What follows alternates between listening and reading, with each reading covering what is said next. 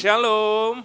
Iya, puji Tuhan. Baik, saya ucapkan terima kasih atas kepercayaannya. Sekali lagi saya diberi kesempatan untuk bisa berada di komunitas Bipro, menyampaikan hati Tuhan buat setiap kita. Saya diberikan tema tentang pengampunan akan membebaskan kehidupan setiap kita. Siapa yang mau dibebaskan? Amin, saudara. Baik, puji Tuhan. Mari kita sama-sama buka satu kebenaran firman Tuhan. Kita akan belajar, saudara. Kolose 3.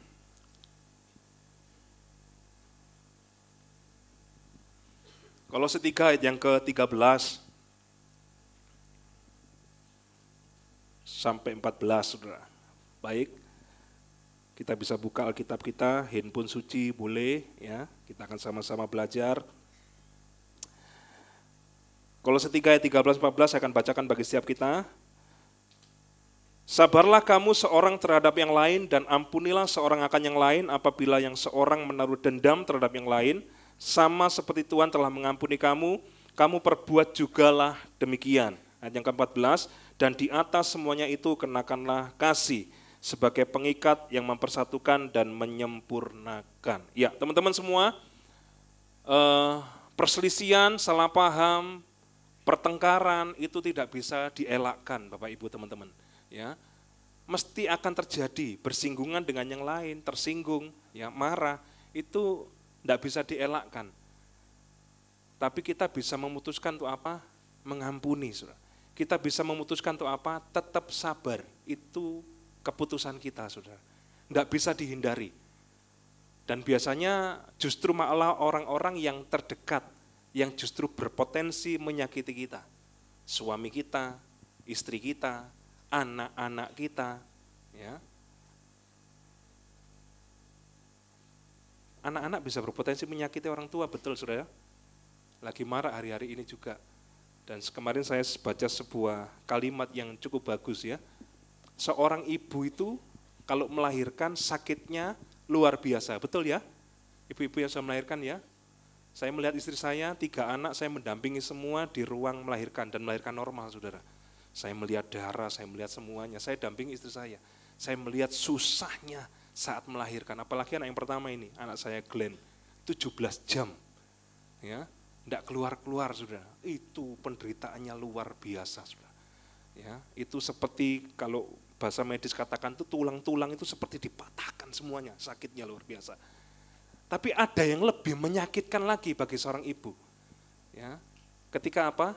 Ketika anak yang dilahirkan itu membentak ibunya. Itu sakitnya luar biasa.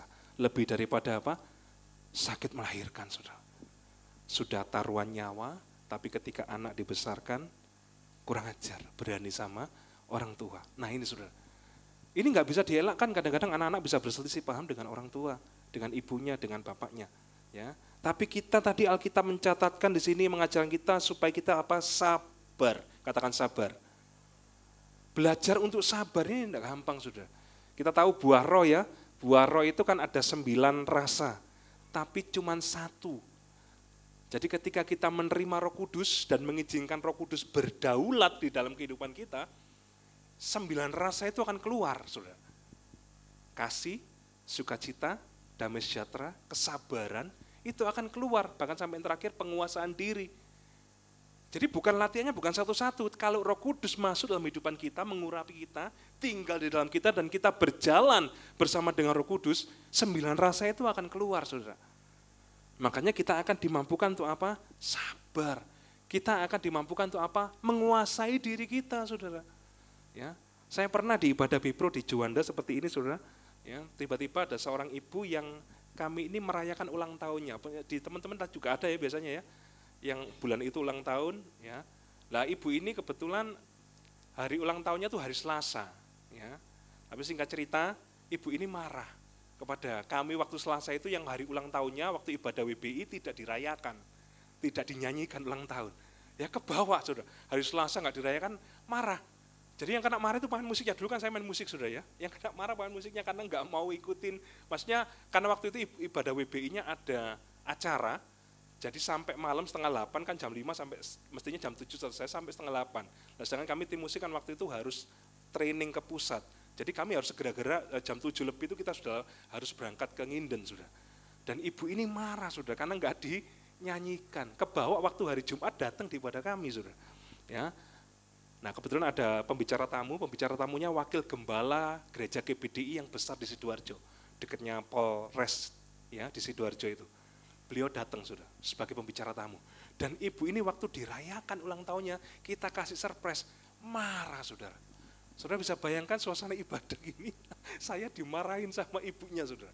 Ya, kamu gini, kamu gitu, saya cuman maaf tante, iya tante, dimaki-maki saudara.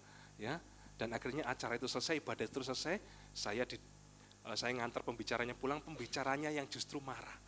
Itu kok kurang ajar sekali tadi ya jemaat ya. Kalau saya tadi di posisinya Pak Anto, saya akan ganti marahi beliau.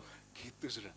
Saudara bisa bayangkan kalau saya enggak mengendalikan diri, saya enggak belajar untuk sabar, enggak dikuasai Roh Kudus, ya mungkin saja bisa nyalangkau iblis gitu, mungkin kata-kata yang keluar saudara. Ya, tapi saya belajar untuk sabar saudara. Saya cuman maaf, iya tante, maaf. Kadang-kadang kita perlu minta maaf walaupun kita nggak salah, yang setuju katakan amin. Supaya apa? Supaya tensi ketegangannya menurun.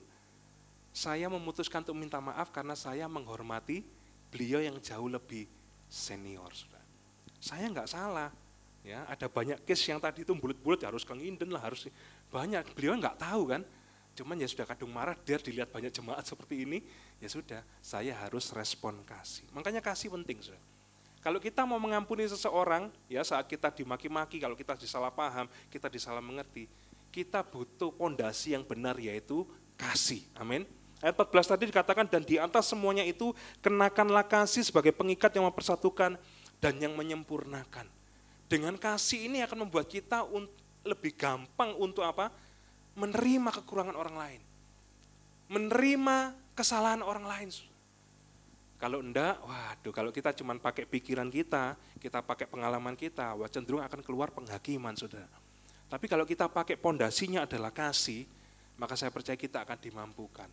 Ya, waktu pacaran putus pun dimampukan enggak untuk bisa melepaskan kasih?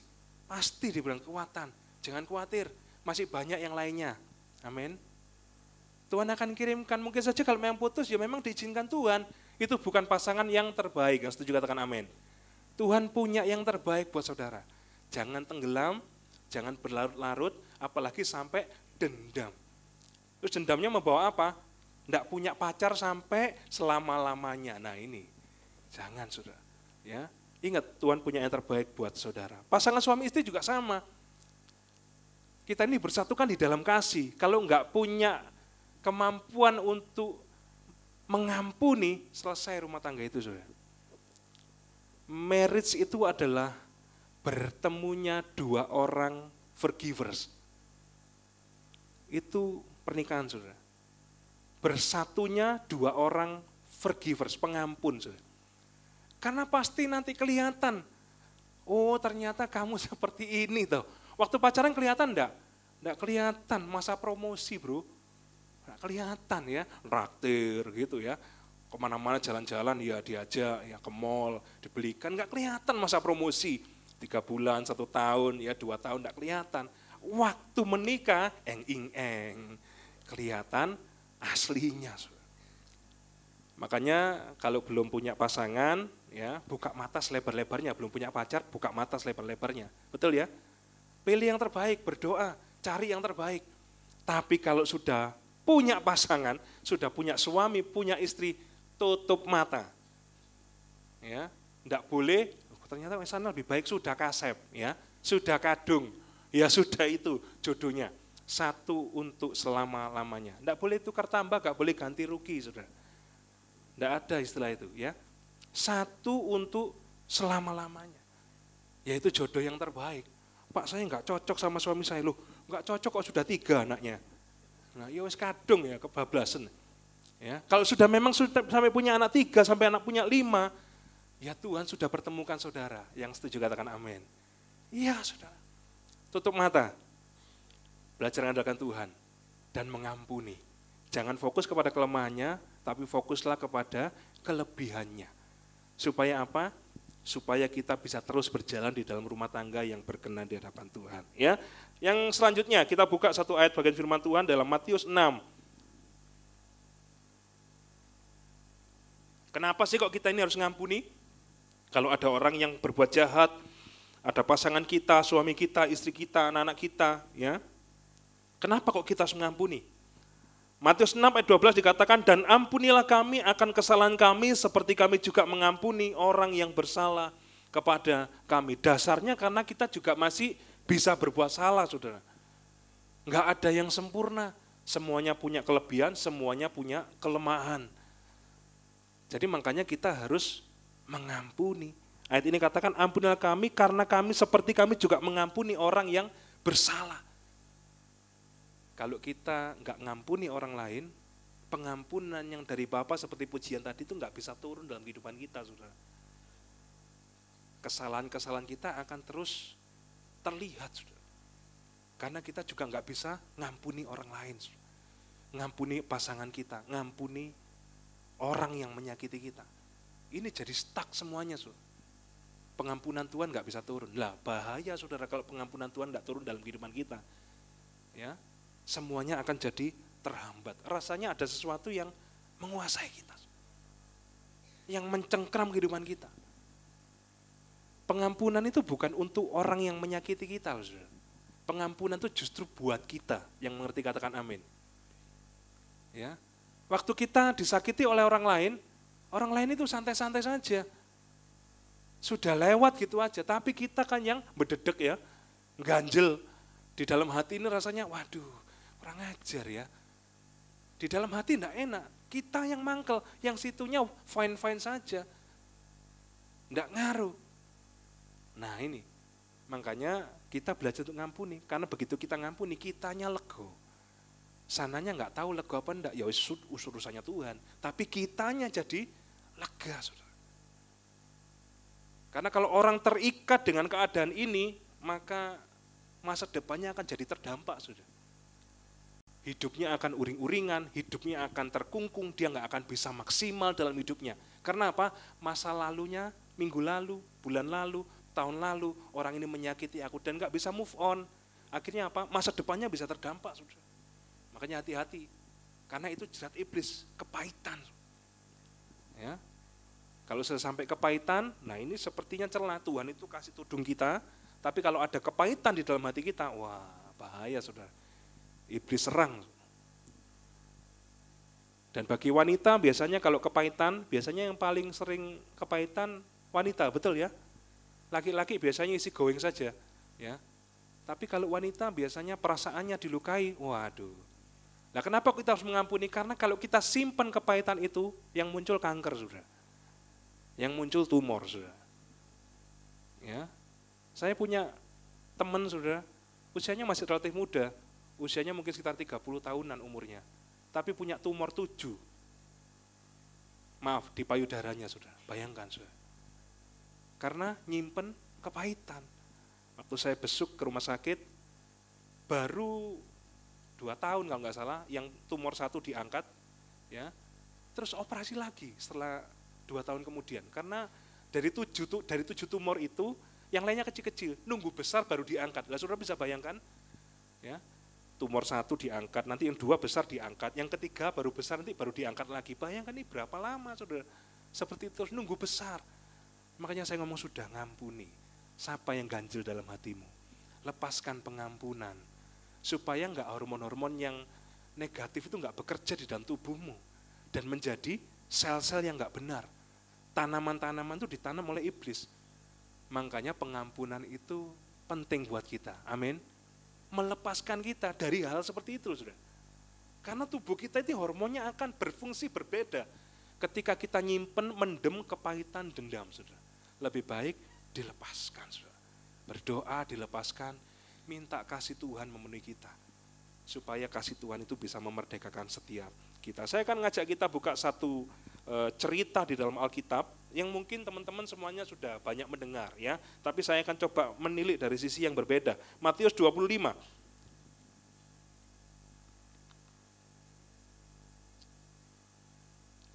Saya akan ngajak kita baca ya, ayat yang ke-20. sampai 23. Saya akan baca 20 ya, genap, nanti teman-teman baca 21 ya, bersama-sama ya. Matius 25 ayat 20 saya mulai, hamba yang menerima 5 talenta itu datang dan ia membawa laba 5 talenta. Katanya Tuhan, 5 talenta Tuhan percayakan kepadaku, lihat aku telah beroleh laba 5 talenta. 21.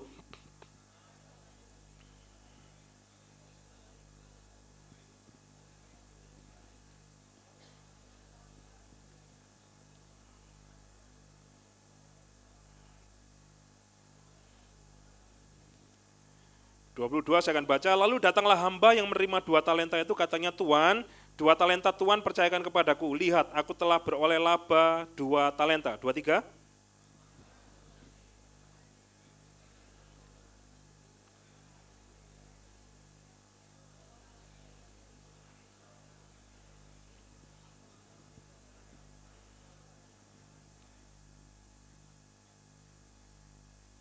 Iya, tinggal 1 tadi. Ini luar biasa, saudara. Ya, kita tahu ya cerita ini ya. Ada yang diberi 5 talenta, ada yang diberi 2 talenta, ada juga yang diberi 1 talenta, saudara. Nah, kita lihat sesuatu yang positif. Yang 5 mengembangkan jadi 5, yang 2 mengembangkan jadi 2. Tadi tuannya mengatakan apa? Hambaku yang baik dan setia. Engkau telah setia dalam perkara kecil. Aku akan mempercayakan perkara yang besar. Nah, ini sesuatu yang luar biasa. Saya baca terjemahan King James Version-nya itu bukan perkara yang besar, tapi many things. Banyak hal yang besar, amin. Bukan cuma 1, tapi banyak hal yang besar, saudara. Nah, kalau kita ini setia kepada Tuhan, kita baik, ya, kita mengembangkan talenta yang Tuhan percayakan, harta yang Tuhan percayakan untuk kita kelola dengan baik, ya, akan banyak hal-hal besar yang akan Tuhan percayakan dalam kehidupan setiap kita. Nah, tapi ada sesuatu yang berbeda, saudara, dengan hamba yang terima 1 talenta ini. Dia mungkin mikir gini, loh, di sana kok dikasih 5 ya? Yang situ dikasih 2, kok aku 1 ya?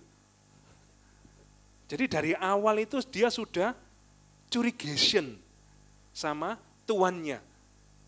Kenapa ya Tuhan ini kok bisa membeda-bedakan, kok pilih kasih? Ya?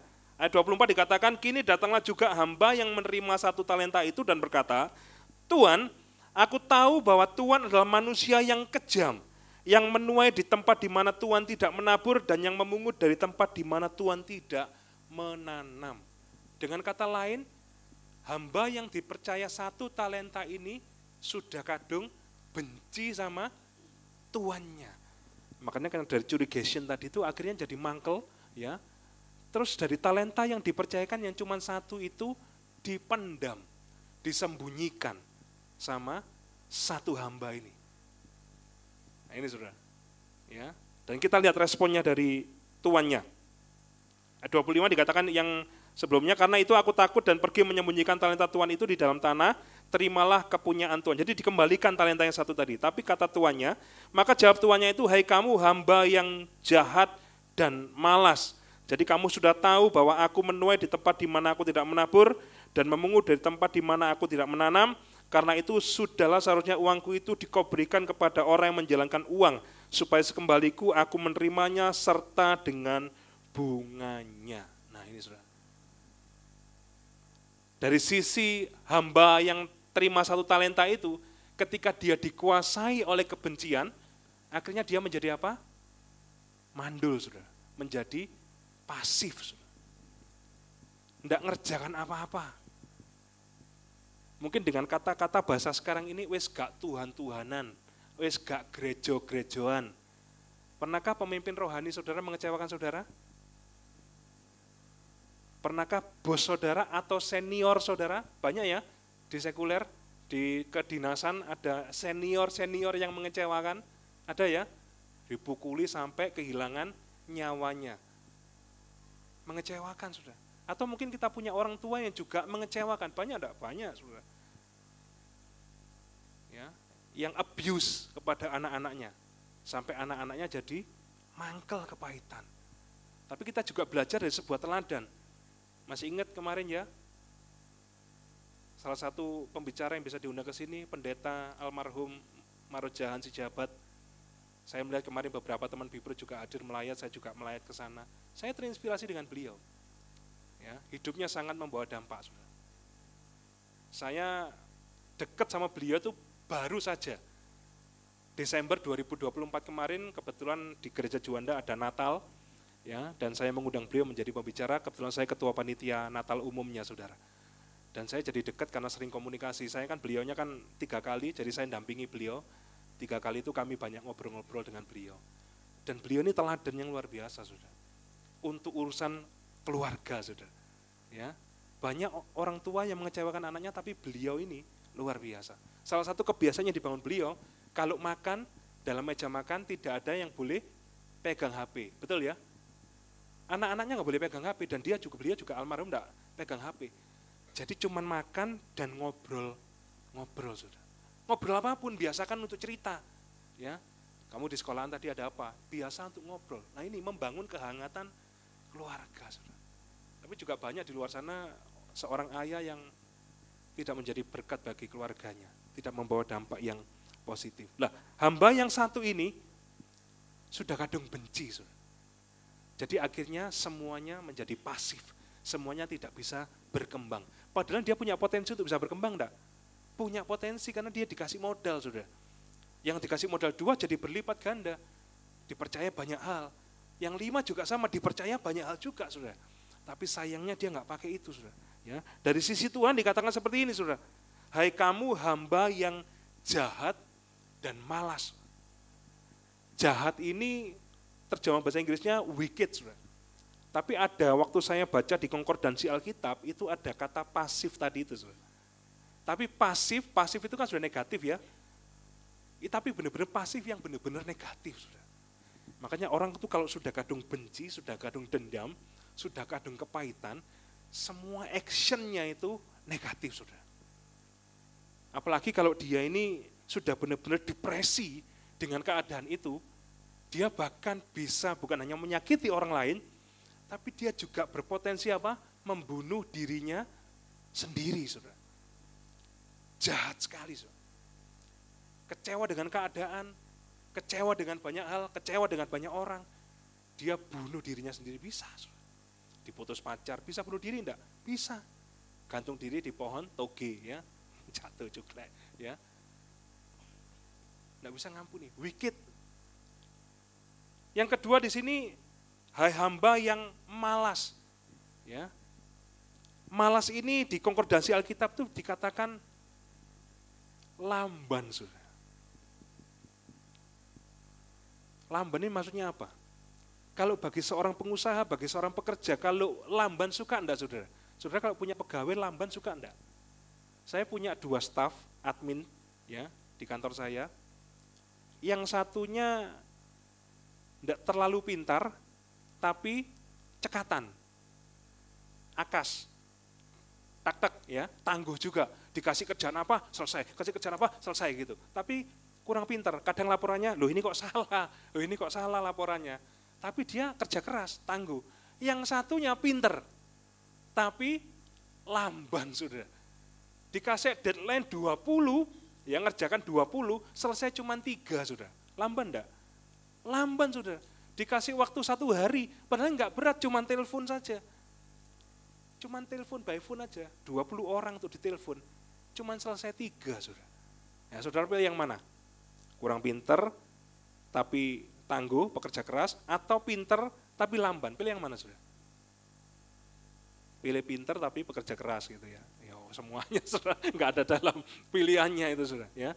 Nah ini, saudara, saya juga kurang sreg. Saya lebih milih yang kurang pinter tadi masih bisa diajari, betul? Tapi tangguh, pekerja keras, saya sangat dibantu. Tapi bagi yang lamban ini, saudara, waduh sudah, alasan aja, excuse aja. Disuruh gini, excuse aja. Pak, saya habis kecelakaan, Pak. Ngapain pulang kerja kok ke Pandaan? Ya, pulang dari Pandaan, kecelakaan lah, besok tidak masuk, izin 2 hari. Nah, ya. Nah ini, saudara, ya memang kecelakaan di luar dari konteks, di luar dari ini ya, tapi kan berdampak kepada perusahaan, saudara. Makanya saya ngomong kalau pulang ya sudah, pulang kerja, sampai di rumah ya istirahat. Apalagi itu jam kerja aktif, kecuali Sabtu Minggu, oke lah ngelencar keluar kota. Tapi kalau hari aktif, ternyata buntutnya dia bertengkar sama pacarnya. Nah ini, kecelakaan lah di jalan karena bertengkar sama pacarnya. Tidak masuk 2 hari. Nah ini sudah, lamban. Bagi seorang pengusaha, kalau Anda lambat ngelihat ada peluang lewat, Anda lamban, ya luput saudara, lewat kesempatan itu. Tidak bisa tangkap itu. Dan kesempatan biasanya nggak datang 2 kali. Kalau kita lamban, selesai sudah. Kesempatan itu lewat. Makanya harus cepat, harus gercep sudah. Ya, di dalam segi usaha. Ngerti maksud Tuhan, langsung eksekusi. Jangan menunda-nunda. Nah ini Tuhan katakan lamban. Makanya dia nggak bisa berkembang, saudara. Kalau kita dasarnya sudah benci, dasarnya sudah nggak suka, dasarnya sudah curiga, ya, jangan-jangan ya, kamu nanti melakukan yang boten-boten gitu ya. Sudah curiga sama pemimpinnya, ya sudah. Itu akan membuat dia jadi mandul, menjadi pasif, dan geraknya menjadi lambat. Saudara, jangan sampai kebencian ini menguasai kita. Kalau kita kepingin hidup kita produktif, kalau kita kepingin banyak hal itu dipercayakan dalam kehidupan kita, amin. Jangan benci, harus bisa sabar. Lepaskan aja pengampunan. Saya percaya kalau kita mengampuni orang yang bersalah kepada kita, berkat Tuhan itu tercurah dalam kehidupan setiap kita. Saudara ya. Oke, selanjutnya. Ayat yang terakhir, Matius 6.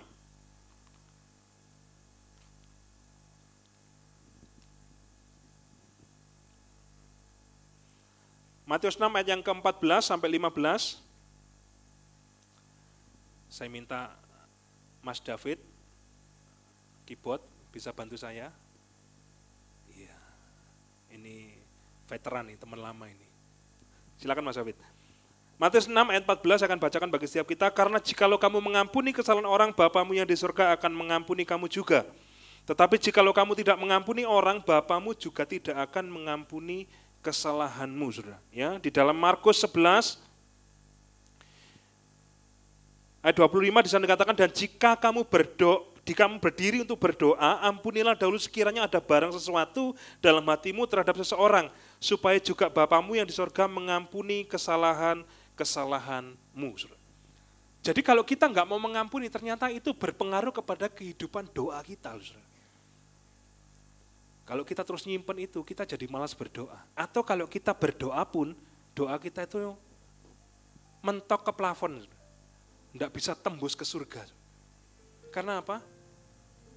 Tuhan nggak bisa mengampuni kesalahan kita, karena kita masih simpen kesalahan orang lain. Hidup doamu tidak akan pernah bisa maksimal. Saudara bisa bayangkan, kalau kita menjalani kehidupan ini tanpa doa, nggak bisa, saudara. Saudara boleh kaya, saudara boleh punya relasi yang banyak, ya, saudara boleh menjadi orang yang kuat, sepertinya tidak akan tergoyahkan, tapi percayalah, satu masa akan ada dalam hidupmu, kekayaanmu nggak bisa tolong kamu, uangmu nggak bisa tolong kamu, jabatanmu nggak bisa tolong kamu, relasimu nggak bisa tolong kamu, betul? Ada masanya, saudara. Pak belum ngalami, tunggu saja, sebentar lagi ngalami. Ya, karena pasti ngalami. Karena Tuhan nggak mau diduakan, seperti pujian tadi, satu-satunya yang diandalkan hanya Tuhan, nggak mau yang lain, saudara. Dia akan cemburu. Makanya dia minta cuma satu yang diandalkan hanya Tuhan. Makanya yang lain akan disengkerkan. Jabatanmu akan diizinkan mengalami sebuah masalah yang benar-benar hopeless. Aku nggak mampu Tuhan. Aku menyerah. Berserah sama menyerah beda, saudara ya. Aku menyerah, gak mampu. Tapi percayalah, ketika engkau menyerah, Tuhan tidak pernah menyerah untuk hidup, amin. Tuhan gak pernah nyerah, saudara. Saudara lepaskan tangan, gandeng Tuhan, Tuhan tetap gandeng saudara. Tuhan tetap topang saudara. Dia tidak tinggalkan engkau sendiri. Dan detik-detik engkau mau menyerah, biasanya mujizat terjadi, saudara. Karena Tuhan baik, amin. Ya, berserah kepada Tuhan. Ketika keadaan seperti itu terjadi, andalkan Tuhan saja. Kalau kita dalam keadaan seperti itu dan kita berdoanya mentok, wah selesai, saudara. Makanya lebih baik kita ngampuni, lepaskan pengampunan. Supaya doa kita ini tembus, didengarkan oleh Tuhan. Masalah-masalah kita boleh diberikan jalan keluar. Tuhan menerobos bagi setiap kita. Saya akan tutup dengan kesaksian, saudara. Saya baru punya anak rohani, saudara. Dia dari seberang, ya, seorang wanita, usianya 19 tahun. Dia sering dengarkan saya khotbah dan dia diberkati dengan khotbah saya. Dan ketika dia dengarkan khotbah saya, dia cerita, saya mau menyerahkan hidup saya buat Tuhan. Dia mau masuk Kristen. Dan saya ngomong, saya tidak mudah ngomong, puji Tuhan, enggak. Saya ngomong, izin sama orang tuamu. Ngomong. Supaya kesannya bukan kita yang maksa dia untuk pindah agama.